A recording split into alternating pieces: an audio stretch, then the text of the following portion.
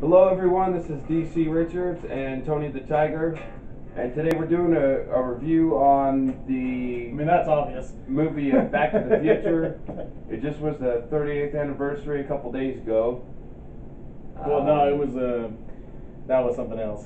That was something else? What? Yeah, this is actually let's see, this came out in 1985, so this is the 35th, 36, 7, 8, 9, 34th anniversary of Back to the Future coming out this summer. Oh, okay. So, we kind of wanted to do this anyways, so we're celebrating the summer that Back to the Future came out. Oddly enough, Back to the Future was a summer movie. We both really love this movie, so what do you want to say about it?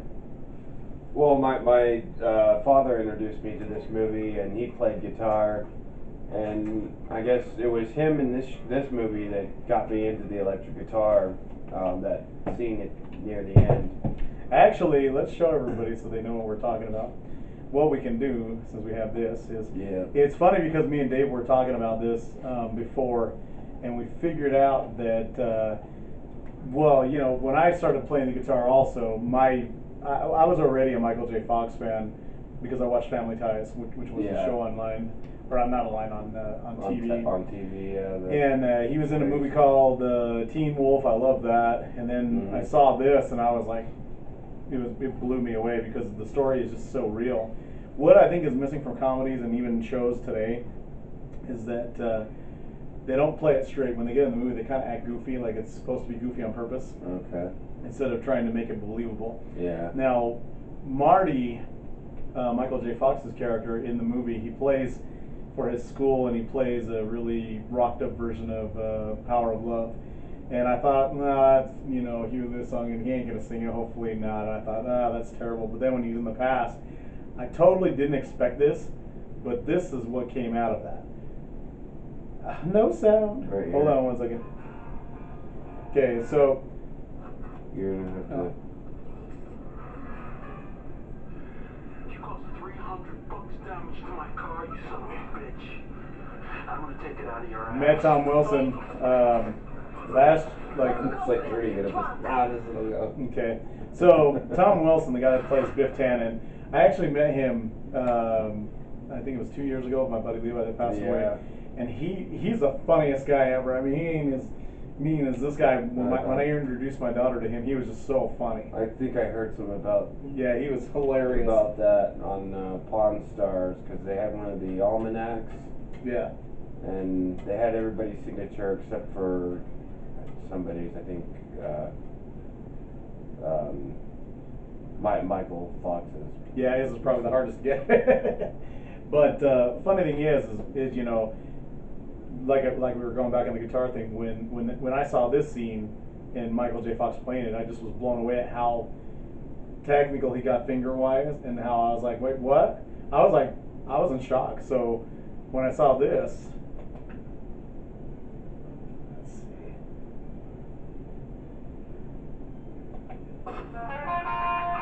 I mean, look at that. So when I saw this, of course, I was just blown away. Yeah.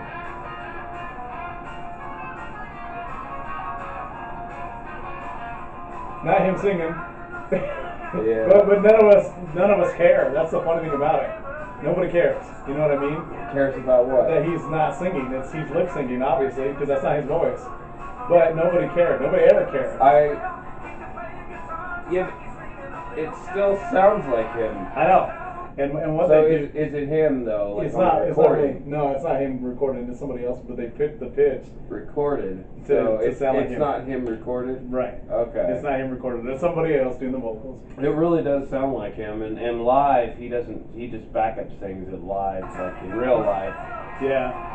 And of course that introduced that guitar. The not the Epiphone, the Gibson 335 body.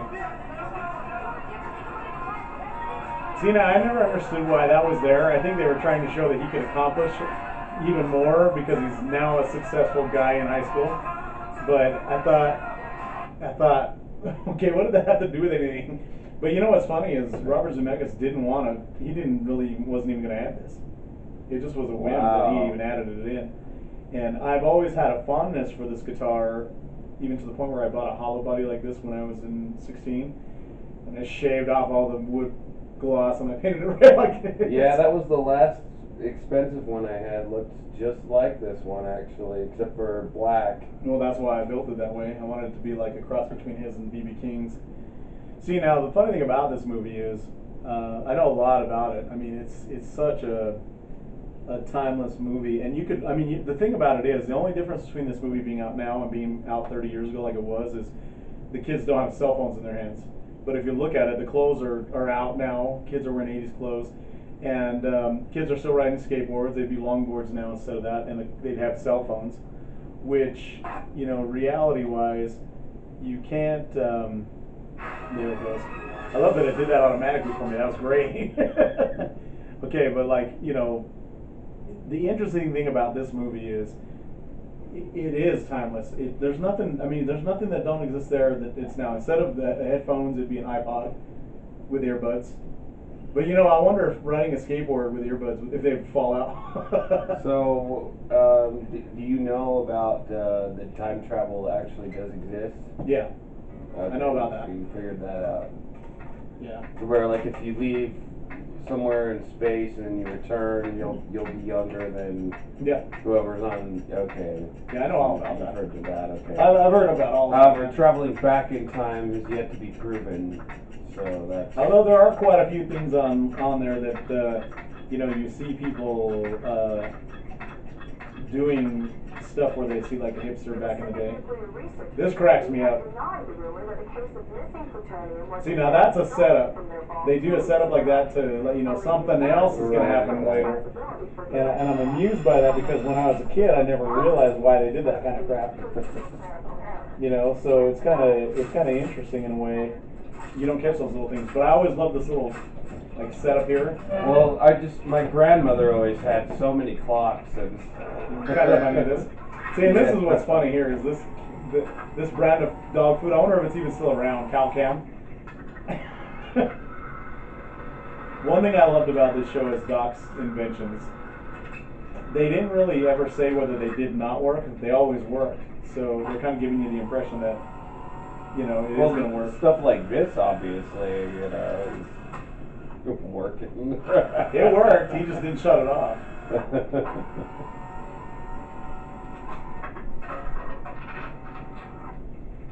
Hey, Doc. Look at that Ventura skateboard. They don't make skateboards like that good anymore. Einstein, come here, boy. What's going on? Oh, God.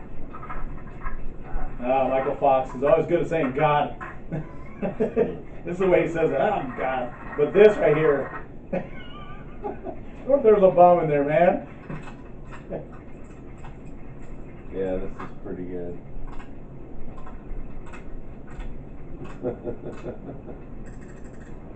This is such bullshit. Nobody turns their amp up this loud. Well, yeah, like with your standard amplifier, you don't really want to go past halfway. Not even this, man. If you do this, you'd rattle your brain. Playing on the 80s mentality of loud is not, And never too loud. you should plug it in first. Exactly. Otherwise, it would be like, ka-chung, plugging it in. The funny thing is, this little guitar here, they don't make these anymore, but this movie made them so popular. And all that is like a little backpack. I guess it's not all the way flipped on, though, so. Oh, so he had the standby on, is what you're Yeah, saying. something like that, yeah. Such crap right here. Metal guitar pick. You know what sucks is you don't even get to hear it. You don't even get to hear nothing.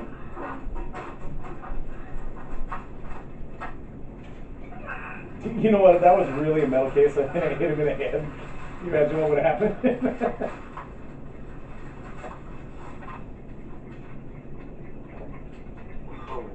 Michael J. Fox. Look at that magnet, dude. Yeah. I always thought it was cool that he was up for days filming this movie, Oh, I know. You. like pulling all-nighters. Hey, Doc. Where are you? That's how I dressed in 7th grade. Wait, 1:15 in the morning? What's going on? Where you been all week? Where's Einstein? Is he with you? Yeah, he's right here. You know, Doc, you left your equipment around all week. My equipment. That reminds me, Marty. You better not hook up to the amplifier. There's a slight possibility of overload. Yeah. I'll keep that in mind. Good. I'll see you tonight. Don't forget now, 1:15 a.m. Twin Pines Mall. Right. You know what? It kind of puzzles me is that he just managed to know that Marty would be there. You see the CD clock? All my clocks are here. Yeah. It's 8 o'clock. Perfect.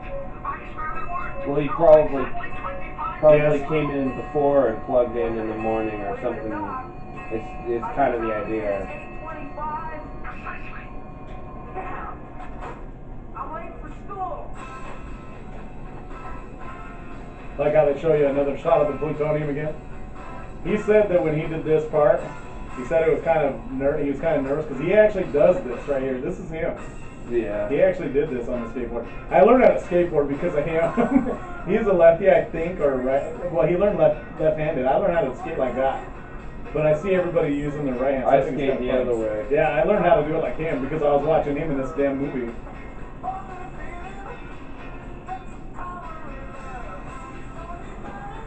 You ever played the game Skitchin? That's right. I've heard of it, but I've never played it. It's pretty cool. It's not skateboards, but it's like rollerblades.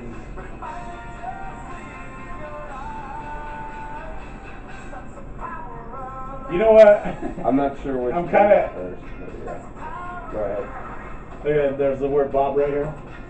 Yeah. The director's name, or one of the, yeah, Bob Zemeckis. Marty, don't go this way. Strickland's looking for you. If you get caught, it'll be 4 targets in a row. Alright, come on. I think we're safe. Really good soundtrack, though. Yeah, really good. Well, we're gonna skip to the next scene here just because we don't have enough time to do this if we want to get on here. So, you know, you have the little interaction between him and Strickland so he can see characters from the past when he goes in the past. And he says, you know, and nobody ever did this in the history of Hill Valley. And he's like, history's going to change.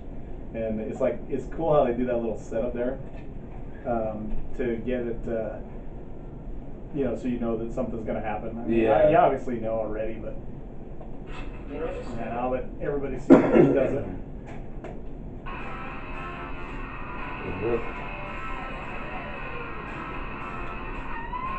There's Huey Lewis in the news. Right here. It's too loud.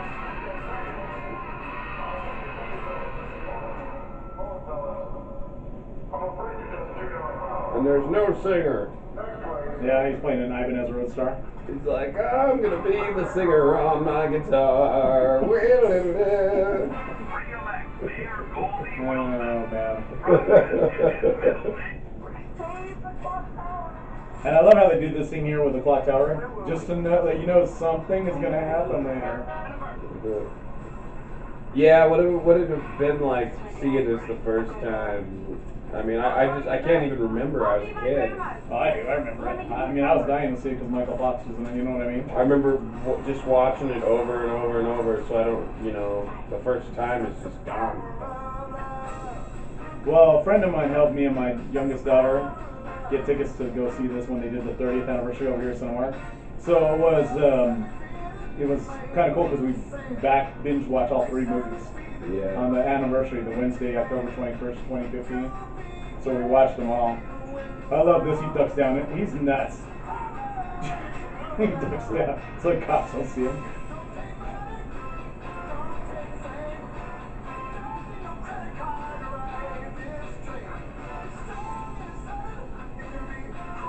See, I mean, nothing's really changed aside from, you know, cars look a little bit different, but I mean, you can really watch this movie aside from like seeing a flat screen somewhere or, you know, older cars. It doesn't feel any older than it is now. You know what I mean? Just perfect.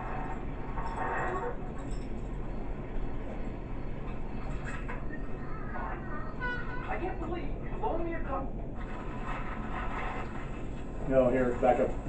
Did you ever start skateboarding because of this movie? Oh yeah, I started skateboarding. I'm not gonna lie, everyone, I started skateboarding because of this movie. There's no doubt. 2 things came from this: skateboarding, Yeah. wearing Levi jackets, and playing the guitar. So Dave and I both agree that we did learn to play the guitar because of this movie. Yeah, I think I started skating like close to like, I mean, shortly after I learned the guitar, so. Yeah, see, and I learned how to skateboard because of this. But you know, it's one of those things where I was a big Michael J. Fox fan. So you know, if he made things look cool. I mean, I think I drink Diet Pepsi because of him. That's his fault. Michael Fox, it's your fault that I drank Diet Pepsi. Let's see if we can get to the part that I wanted to show you. When they show his room, if I can get it to the right part, it's so funny because if you look at, okay, back up a little bit. I was gonna spend the rest of my life with him. I love how she tells the story. Crispin Glover, so funny. That's how the kids look at it, the mom. Okay, look at it. There's a Pepsi free. And this is Lindsey Buckingham playing right here from Fleetwood Mac. Did you ever sleep like that? I know you did, don't lie. What, just to pretend to be him, or what? No, just sleep like that in general. I love that he's using a cordless phone. What kid back then, my age, no kid had a cordless phone back then. Comfortable to sleep. Hey, there's Nampak. If you look in the background, there's Huey Lewis on the news poster for sports. Yeah. But you know, he is eating pizza in the middle of the night like we would have done. Right.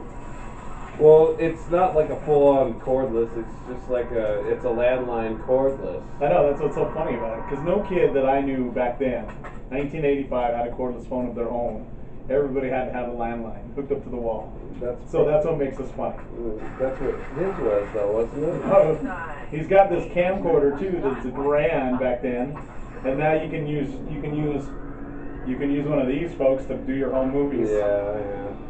$1,000 camcorder. You know what's funny is I never heard of these cars until I saw this movie. I've never even seen one. I remember seeing them out on the street. And they obviously didn't look like this one, but yeah, I remember seeing them. Look how magical they make it look. It just makes it look like it's so, you know what I mean? With the smoke and coming out, it's making all, the music fits it perfectly.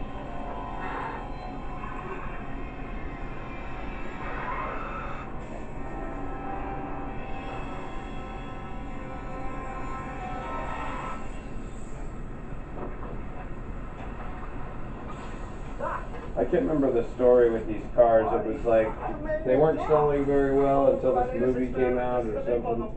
Well, the thing about those cars is they were junk. They were made by a dude that was a coke addict, and you know, eventually lost his shirt and everything to the thing. He actually made tons of unused parts because he planned on making them successful, and they would start to shake when they got past 90. That's kind of why it's the joke in this movie, the 88 miles an hour.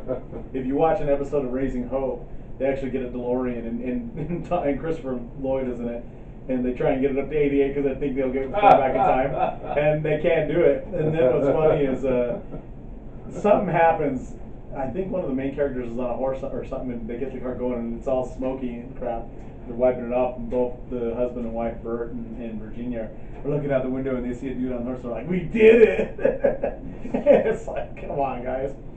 But what was funny was they, you know, Christopher Lloyd's in it, and he's joking about that character, obviously, which is funny. But I mean, aside from the doors, they were just not practical. I mean, they have no windows, so you can't roll them out. It's got a little window that you can barely crank open, and it's like driving in a sweatbox if the air conditioner don't work. Because you can't just open the door and drive with the door open. Well, the only other movie I remember seeing a DeLorean is The Wedding Singer. And that's why they did that, because it was 1985. Yeah. That's why they showed that. Yeah. So, you know, you get to that there, and then you know. It's supposed to be like a fancy car. I love that Doc. In that scene, anyway. You know, the funny thing about Doc, especially in this movie, is he's very. Like, I believe him. I went too far, hold on. Like, I legitimately believe it's science. So he's actually calculating, he's got a remote control, controlling this car that's a stick shift, I might add. How'd they pull that off? I'm like, no, movie magic, people.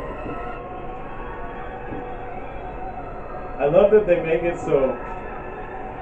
Okay, so what's funny about this is they're making this thing here that he has, actually, like, it's something that would work back then. But you know, back then they would never have something like that. Not even in the '90s would they have a remote control like that for a full-blown automobile. Well, the other movie that has this is Honey, I Shrunk the Kids. Oh, I know, that's even more. And so that's a lawnmower. That one's hooked up to, But- somewhere Exactly. there was this remote was obviously sold for But kids at some point. The and- fun thing about that and things back when I was growing up and even in the '90s is the suspension of disbelief. Like, why would I question this existed? You know what I mean? Webbers, especially YouTubers, get on there and they complain about, it's fun to just let it go. This movie's about time travel. It's working. The car's obviously doing what it's supposed to. It looks believable. It looks like this guy built this thing in his house. Why wouldn't it work? Well, then Batman gets, remote control capabilities too. I know, that's what I mean. So I'm okay with putting it aside. I don't care. That doesn't matter to me. I think what you're seeing here is the guy's smart. So why should I care whether that realistically could work or not? I don't give a crap. It's a movie. Yeah. I love how he gets away from him because he don't trust him. For a split second there, you don't trust him.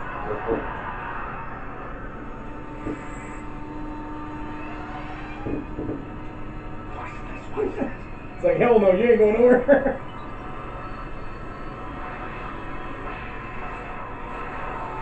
People don't catch what that is doing. It's opening a door, a portal. A lot of people don't catch that.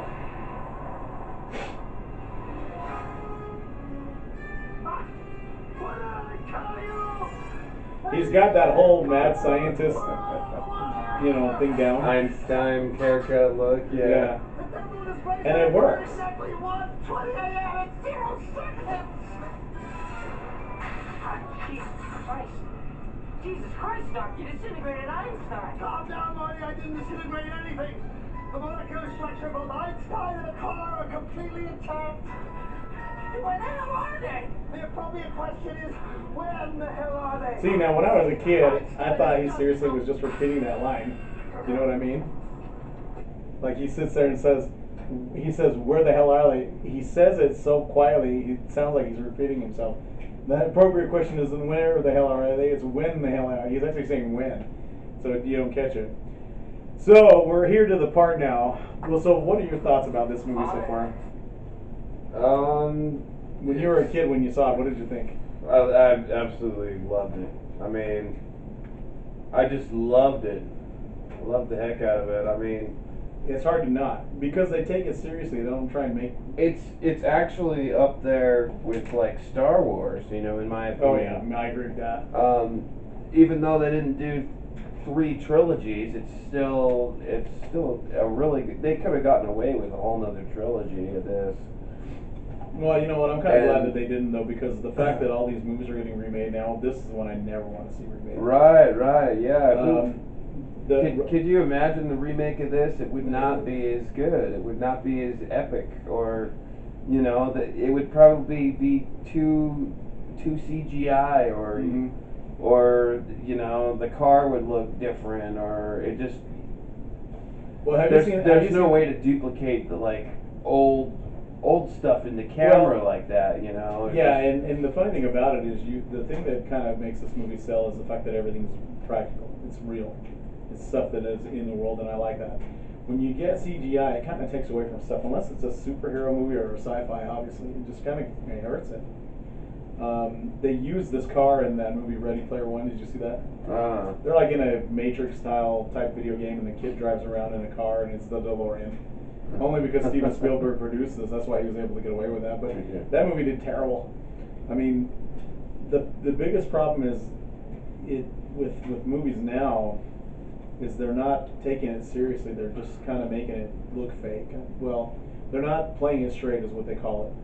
When they play it straight and believe what they're actually doing. Once you get to like Batman 409, it's like, I know, right? How many do you really need? I can kind of see the point of remaking a trilogy for the later audience to respect it more, or people who are just starting to get into it. I can see remaking it once, but now they're starting to get to the point where they're remaking 4 times or 5 times, like on Spider-Man. It's like at some point they've got to stop.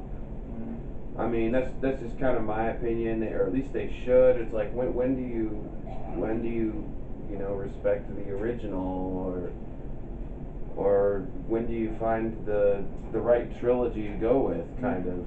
Right.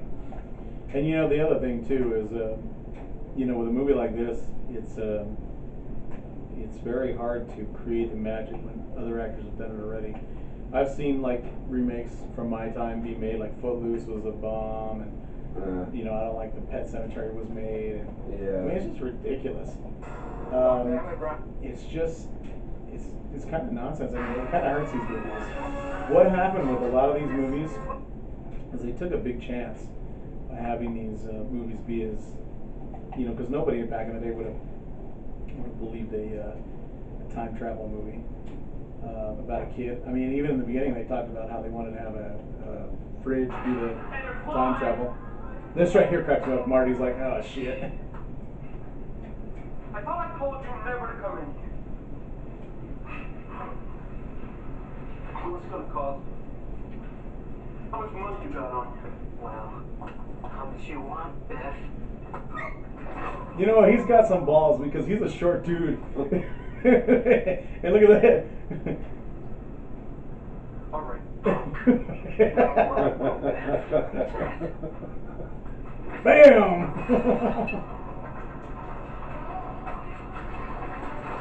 Calvin Klein.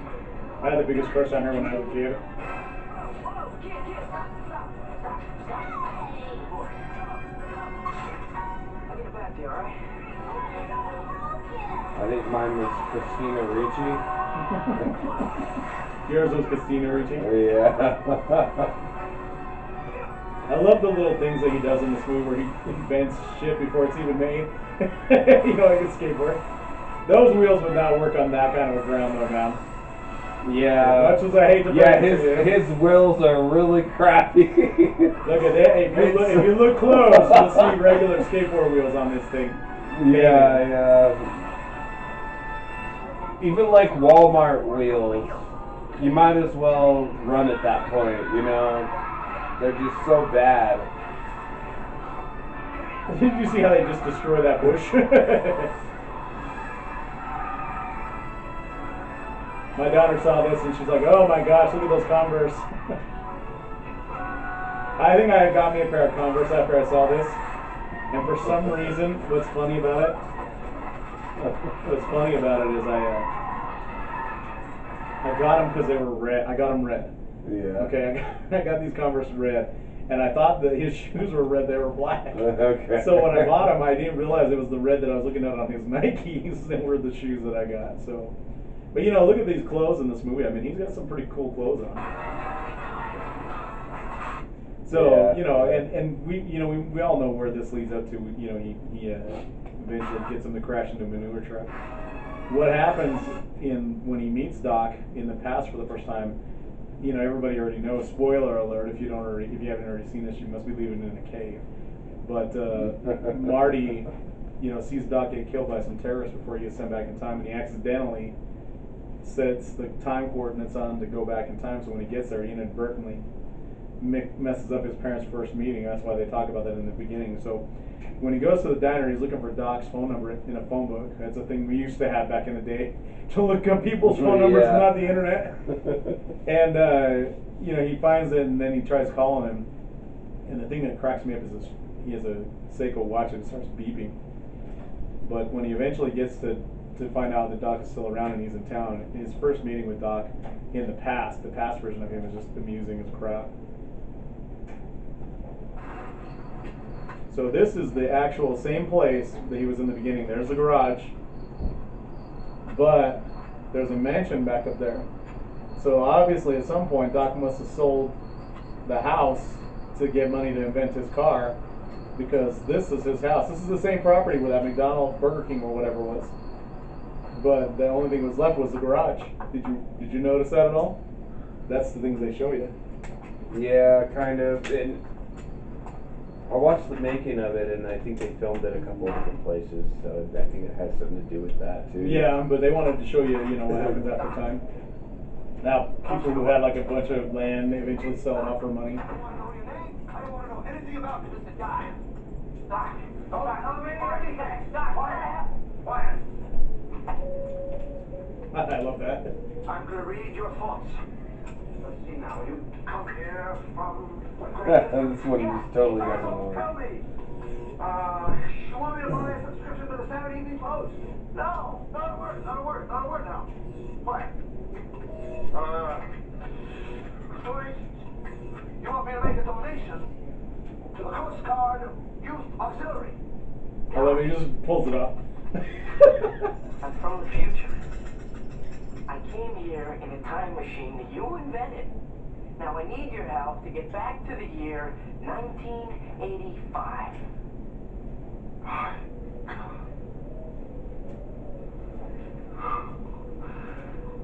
Do you know what this means? It means that this damn thing doesn't work at all. Doc, you gotta help me. You were the only one that knows how your time machine works. See how he touches his head right there?